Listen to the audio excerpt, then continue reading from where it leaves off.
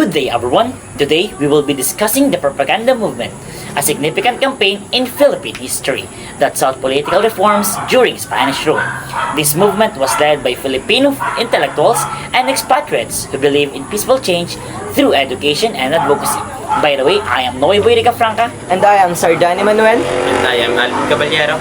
and we are here to present our presentation, The Period of Enlightenment. So once again, good day everyone, and we are here to present our presentation. Our presentation is all about the propaganda movement. We are the Group 8. Our presentation is entitled The Period of Enlightenment. This will be the coverage. The coverage of our presentation will be from 1872 to 1898. This will be the chapter 4, covering the early 19th century. The first thing that we have to know in studying the propaganda movement or the period of enlightenment is its historical background. So let's see in the next slide. After 300 years of passivity under Spanish rule, the Filipino spirit reawakened when the three priests, Padre Gomez, Padre Burgos, and Padre Zamora, were guillotined without sufficient evidence of guilt.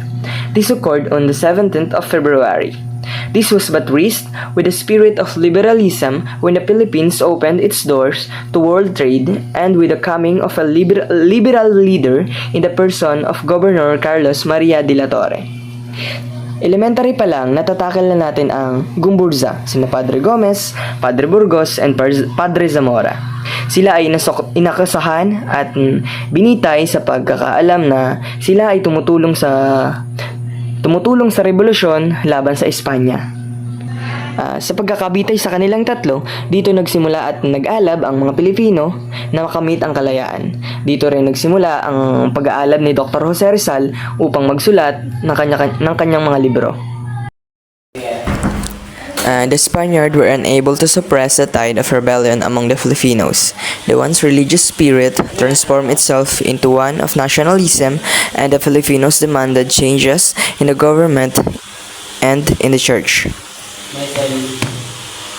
Ng Espanya ang pag-aalab ng mga Pilipino na makalaya sa kanilang pamumuno. Hindi na may magandang naidulot naman ang ambag nila sa ating lipunan, ang simbahang Katoliko. Dahil dito, nagbubuklod-buklod tayo para magtulong-tulong, magsama-sama, na may pananalig sa Diyos. Malaki rin ang epekto nito sa ating gobyerno.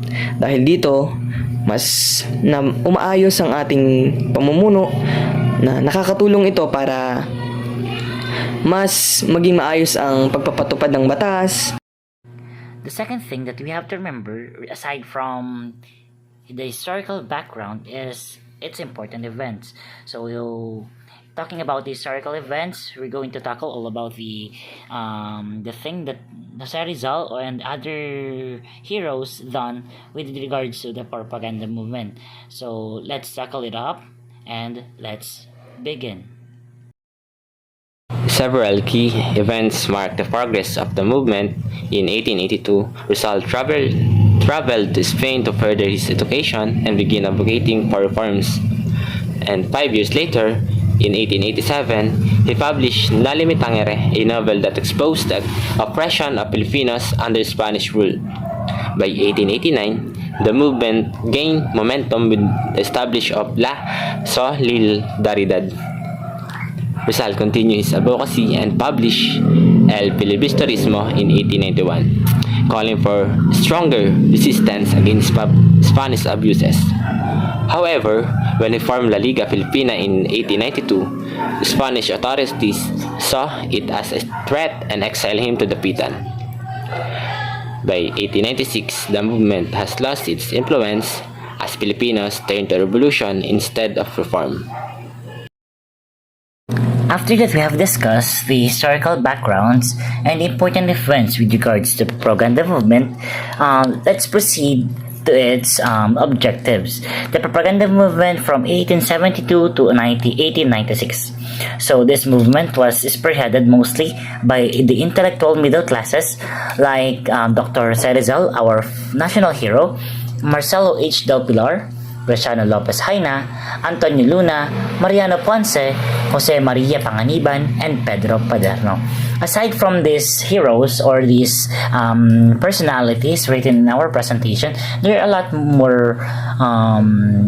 lot more personalities behind this propaganda movement. But these personalities are the ones who mostly give their knowledge and intellectuals with regards to this propaganda movement. So let's proceed, just like Dr. Rizal, Marcelo H. Del Pilar, and more. So the propaganda movement's objective, the objective of this movement were to seek reforms and changes like the following. So we have prepared 7 objectives that the propaganda movement that looking for with regards to the propaganda movement. So let's proceed and let's tackle them one by one. So number 1, our first objective, or the first objective of the personalities behind the propaganda movement, was to get equal treatment for the Filipinos and Spaniards under the law. So it says here that the Filipino, or us, the Filipinos, wants to get equal treatment. Kumbaga, we are looking for fairness, and we are looking for a better treatment aside from being alipin, kumbaga. So to get equal treatment for the Filipinos and the Spanish under the law. So there will be no more judges, or what we call this, bullies. So the second thing that the propaganda movement's objective was to make the Philippines a colony of Spain. So kumbaga, this objective sympathizes, or the focuses on being a colony. Kumbaga, we are looking for a partnership with Spain. So there will be no more boss, there will be no more uprights with regards to leadership. So the Philippines and the Spain, or the Spaniards, will lead equally and colonize each other. So the third thing that we are looking for, or the third objective of the propaganda movement, is to restore Filipino representation in the Spanish Cortes. So with regards to this objective, we the Filipinos wants to have our own court.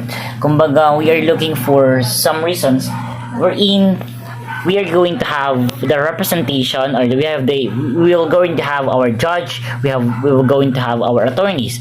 So the Filipinos are looking for education, for knowledge with regards to judgment. So from the Spanish word cortes, which means court, the Filipinos also wants to have our own court and our own law that will be governing our country. So the fourth thing that we are going to discuss is to its objective was to Philippinize the parishes.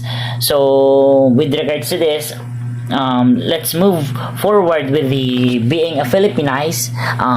We're going to tackle with the parishes. So the fifth thing is to give the Filipinos freedom of speech, of the press, assembly, and for redress of grievances. So with regards to the fifth objective of this propaganda movement, the Filipinos wants to have their own freedom. They want to gain freedom of speech, wherein they are able to speak, they are able to they're able to tell the other people or their country what they feel, what they saw, and everything. So they have the freedom. They are looking for freedom of speech, wherein they can give enough information without being threatened by the Spanish. Also, a freedom of the press, wherein we can provide information and news with regards to what really happening in this country, wherein we can publish such information or news in the in publicly, internationally, and national in scope. So the next thing is to assembly for redress and grievances. So after that, we have also the sixth and seventh objective, wherein in the seventh and the sixth objective, the Filipino, this propaganda movement, the personalities behind the propaganda movement aims to end forced labor and abuses by clergy and government. So we want to end the poverty, we want to end the abuse coming from the Spanish people. So the Filipino, the propaganda movement, the author of the propaganda movement, the personalities behind the propaganda movement wants to end this kind of thing wherein the Filipinos are being forced to do such thing, or to build houses, to build such as things for the Spaniards people. So we are looking for more innovate. What we call this? We are looking for such equality wherein we can live peacefully, we can live for our family, we can do such thing for ourselves, not just for ourselves, but for our country, not just to sympathize, not just to glorify or do such thing for other country, especially in the Spain. The seventh and last propaganda movement objective was the secularization of parishes, wherein Filipino priests were going to replace the Spanish friars. So going back with the history, we the Filipinos are we already adopted the Christianity, also known as the Christianity, wherein we believe that there is God. The Spanish teach us how to believe in God, how to believe in Jesus Christ. So as time goes by, there are already a Filipino priest wherein there is still be governed by the Spaniards.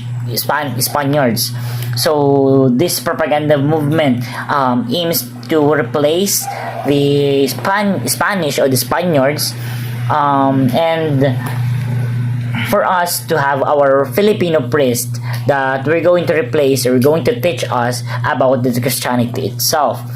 So let's not always sympathize. Let's not just focus on the thing that the propaganda are aiming for. So these are just the examples, or these are just the thing that something that the propaganda movement or the personalities behind the propaganda movement are aiming for.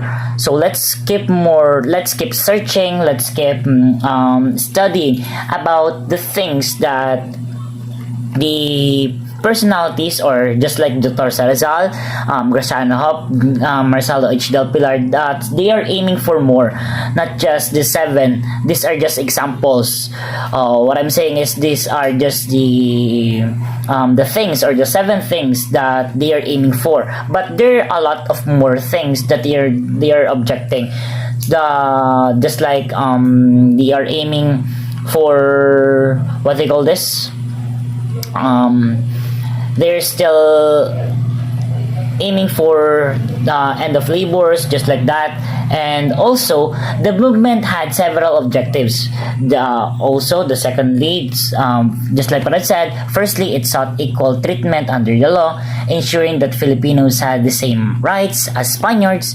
Secondly, it pushed for representation in the Spanish courts, where laws affecting the Philippines were made without Philippine output. Thirdly, the movement demanded the secularization parishes, which meant replacing Spanish friars with Filipino priests.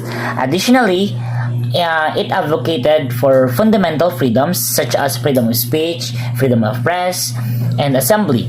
Finally, it sought to end forced labor and other abuses imposed by Spanish authorities. So let's keep moving forward with our presentation with regards to the key figures of the propaganda movement. These key figures of propaganda movement will enlighten the personalities behind the propaganda movement itself. So let's keep learning and let's have more fun. The second thing that we have to remember, aside from the historical background, is its important events. So talking about the historical events, we're going to tackle all about the thing that Jose Rizal and other heroes done with regards to the propaganda movement. So let's tackle it up and let's begin. First is Dr. Jose Rizal. Wrote No Le Metangere and El Filibusterismo. Kilala naman natin kung ano yung mga nagawa ni Jose Rizal, di ba? Ang isa ay ang No Le Metangere at ang El Filibusterismo na nag-expose ng kung paano ay naabuso ng mga Espanyol ang ating mga kababayan, Pilipino, mamamayan. Sa pamamagitan ng sulat na ito, nag-alab yung mga Pilipino na bumuo ng isang revolusyon kung paano makakalaya sa mga Espanyol. Ang sunod naman ay si Marcelo H. del Pilar. Siya ang editor ng La Solidaridad Advocating Reforms. Ang La Solidaridad ay isang bahagi ng mas malawak na propaganda movement. Ito ay isang kilusan na naglalayong gisingin ang kamalayan ng mga Pilipino sa kanilang karapatan, pagkakakilanlan bilang sa isang bansa. Dahil sa kakulangan ng pondo at patuloy na pagsupil ng pamahalaang Espanyol, natigil ang paglalathala nito noong 1895. Sa kabila nito, naging mahalagang bahagi ito sa kasaysayan dahil sa paghubog ng kaisipan tungo sa revolusyon. Sa mga librong ito, isa pinakamahalagang libro sa ating bansa na ngayon ay parang isang kayamanan ng ating mga ninuno. At ang sunod ay si Graciano Lopez Haina, founder of La Solidaridad and skilled orator. Si Graciano Lopez Haina ay isa pinakamahalagang leader ng kilusan sa propaganda na lumalaban para sa reforma sa Pilipinas noong panahon ng pananakop ng Espanya. Noong 1899 ay isa siya sa unang patnugot sa La Solidaridad. Isa rin siya sa pinakamahusay na manunulat at tagapagsalita. Isa rin siya sa sumulat ng sanaysnay na Fray Butod, kung saan ibinunyag niya ang katiwalian at pag-aabuso ng mga praile sa Pilipinas. Isang mahusay na orador na gumagamit ng kanyang talino sa pagsasalita upang ipaglaban ang karapatan ng mga Pilipino. Ipinasulong ang reforma para sa Pilipinas kasama sina Jose Rizal at Marcelo H. del Pilar. Pinaglaban niya ang pagkakaroon ng representasyon ng Pilipinas sa Cortes at Espanya at pantay na karapatan para sa mga Pilipino. Naniniwala siya na ang edukasyon ay isang mahalagang susi upang magkaroon ng pagbabago sa lipunan, kaya't ginamit niya ang La Solidaridad upang turuan at gisingin ang kamalayan ng mga Pilipino. Bagamat hindi siya naging bahagi ng armadong revolusyon, ang kanyang mga ideya at paninindigan ay nagbigay ng inspirasyon sa mga revolusyonaryo tulad ng Katipunan upang ipaglaban ang kalayaan ng Pilipinas. At ang sunod ay si Mariano Ponce, historian and active propagandist. Si Mariano Ponce ay isa sa mga pangunahing leader ng kulusan sa propaganda na malapit na sa kasama ni Jose Rizal, Marcelo H. del Pilar at Graciano Lopez Haina sa pagsusulong ng reforma para sa Pilipinas. Isa siya sa mga nagtatag ng pahayagang La Solidaridad noong 1899 na naging pangunahing boses ng mga Pilipinong reformista sa Espanya. Gumagamit siya ng mga sagisag na panulat tulad ng Tikbalang, Kalipulako at Naning upang ipahayag ang kanyang mga pananaw laban sa pang-api ng mga Espanyol. Nagsulat siya ng maraming artikulo tungkol sa kultura, kasaysayan at politika ng Pilipinas upang ipakita ang yaman ng ating bansa at ipaglaban ang ating karapatan sa sariling pagkakakilanlan. Siya ang isa sa mahalagang Pilipino na hindi lamang lumalaban para sa reforma kundi nag-aambag din siya sa pagtataguyod ng pambansang kasaysayan at diplomasyang Pilipino. At ang huli ay si Antonio Luna. Isa sa pinakamagaling na general ng Rebolusyong Pilipino laban sa mga Amerikano. Bukod sa pagiging mandirigma, isa rin siya sa manunulat, chemist at propagandista. Bago siya naging general, naging bahagi siya ng isang kilusan ng propaganda sa Espanya at sumulat ng pahayagang La Solidaridad gamit ang pen name na Taga-Ilog. Sumulat siya ng mga artikulo na naglalantad ng katiwalaan ng Espanyol, katulad ni Jose Rizal, Marcelo Ixchel Pilar, at iba pa. Siya ang punong commander ng hukbong sandatahan ng unang Republika ng Pilipinas sa ilalim pa ni Pangulong Emilio Aguinaldo. Isa siya sa pinakamahusay at tinaguri ang isa sa pinakamagaling na estratehista ng digmaan. Sa kabila ng kanyang husay bilang general, maraming nainggit at kumalaban sa kanya sa loob ng gobyerno sa hukbo ng Pilipinas. Noong Hunyo 5, 1899, pinaslang siya sa kabanatuan Nueva Ecija ng mga tauhan ni Aguinaldo na sinasabing bunga ng politika at intriga sa hanay ng revolusyonaryo. Hanggang ngayon, si Antonio Luna ay kinakilala bilang isang pinakamahusay na general sa kasaysayan ng Pilipinas. Ang kanyang buhay ay naging inspirasyon ng maraming mga pelikula, aklat, kabilang lalo na yung kanyang parang isinabuhay ang kanyang pagkatao. Ito lamang at marami pa. Legacy and impact of propaganda movement. First, the movement laid the intellectual foundation for Philippine nationalism. So, ang propaganda movement ay nagbigay ng isang intelektual na pundasyon para sa nasyonalismo ng Pilipinas.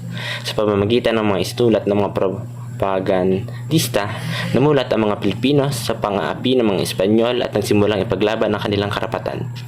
Bagamat hindi nito direktang nakamit ang mga reformang hinangad, ang kilusan ay nagsilbing inspirasyon para sa revolusyon at sa patuloy na pakikibakan ng mga Pilipino para sa kalayaan at katarungan.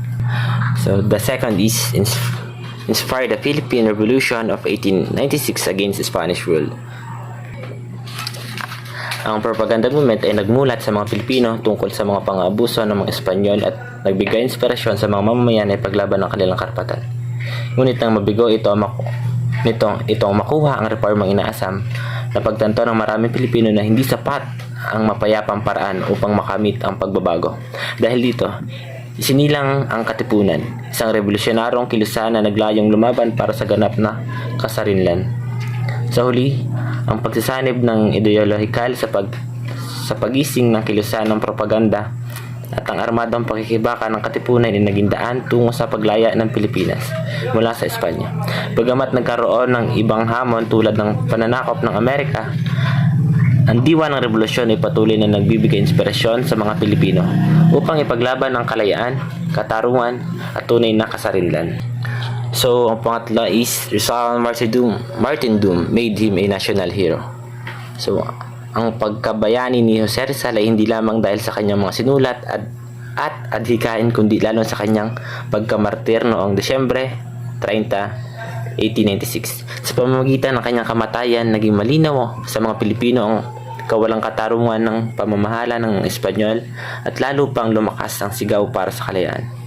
Ang kanyang mga nobelang No Limitangere at El Filibusterismo ay nagbigay ng intelektual na pundasyon sa pambansang damdamin, habang ang kanyang pagkamartir ay nagsilbing huling pagising sa mga Pilipino upang ipaglaban ang kanilang kasarinlan. Dahil dito, kinilala siya bilang pambansang bayani, hindi dahil sa kanyang pagsisimula ng revolusyon, kundi dahil sa kanyang walang takot na paninindigan para sa kapakanan ng bayan, hanggang sa huli niyang hininga. Sa kanyang sakripisyo, sinabuhay ni Rizal ang tunay na kahulugan ng pagiging makabayan, ang pagsasakripisyo ng kanyang sarili para sa ikabubuti ng nakararami. Hanggang ngayon, ang kanyang buhay at kamatayan ay nagsisilbing inspirasyon sa bawat Pilipino upang ipaglaban ang kalayaan, katarungan at hustisya. So, the fourth one is, and the last one, led to eventual independence from Spain and American colonization. So, dahil nga sa pagkamartir ni Jose Rizal noong 1896, ay naging isang makapangyarihang inspirasyon na nagpalakas sa damdaming makabayan ng mga Pilipino. Ang kanyang pagkamatay ay nagbunsod ng isang matinding sigaw para sa kalayaan na humantong sa pagsiklab ng himagsikang Pilipino noong 1896. Dahil sa tapang at sakripisyo na ipinakita ng mga revolusyonaryo, napilitan ng mga Espanya na isuko ang Pilipinas noong 1898. Gayunpaman, ang kasarinlang ito ay hindi agad natamo dahil sa pagsisimula ng pananakop ng mga Amerikano.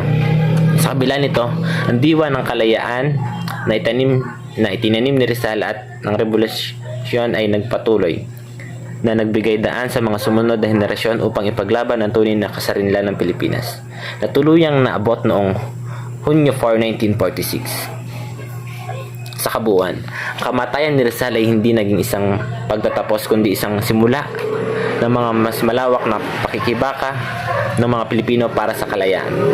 Ang kanyang buhay at sakripisyo ay patuloy na nagbibigay inspirasyon sa bansa upang ipaglaban ang kalayaan, katarungan at soberanya sa harap ng anumang hamon.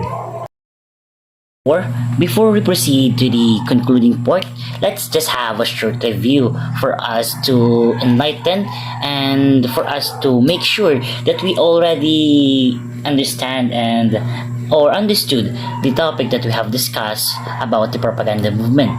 So, the propaganda movement was a significant chapter in the Philippine history that laid the foundation for nationalism and independence. From the year 1872 to 1896, this movement led by the Filipino intellectuals known as the Ilustrados sought reforms under Spanish rule through peaceful means, using publications such as La Solidaridad and the influential writings of Dr. Jose Rizal and other writers such as Marcelo H. del Pilar, Graciano Lopez Haina. The movement exposed the injustices committed by Spanish authorities and demanded changes such as equal treatment for Filipinos, representation in government, and freedom of speech and press. So let's always highlight the objectives that the propaganda movement is being exposed, which are just like what I said before, the demand such as equal treatment for Filipinos, representation in government, and freedom of speech.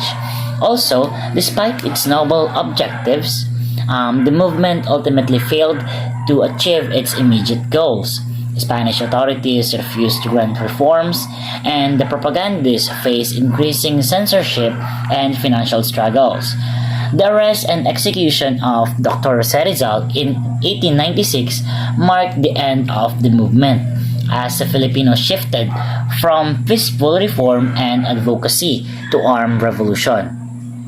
The failure of the propaganda movement underscored the reality that the Spanish government had no intention of granting Filipinos equal rights, which further fueled the desire for complete independence.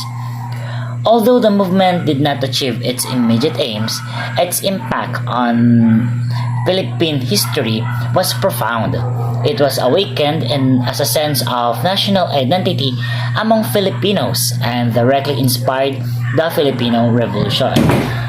So, the writings of Dr. Jose Rizal and other propagandists or the other personalities behind the propaganda movement became the intellectual foundation of the revolution and remain relevant in today's discussion of justice, freedom, and democracy.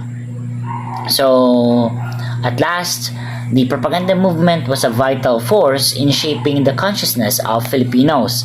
While it did not exceed in reforming Spanish rule, it ignited the revolutionary or the Philippine revolutionary spirit that led to independence. Its legacy always continues to inspire Filipinos in their ongoing struggle for justice equality, and national unity. So let's always remember that the propaganda movement, that the personalities behind this, always looking forward for changes and independence. So that's it for our presentation. Let's proceed to our concluding part. And once again, to conclude it all, the propaganda movement played a crucial role in awakening the Filipino nationalism.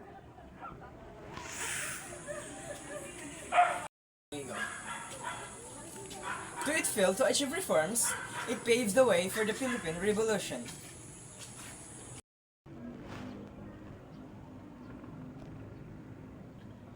And lastly, its legacy continues to inspire the fight for freedom and justice.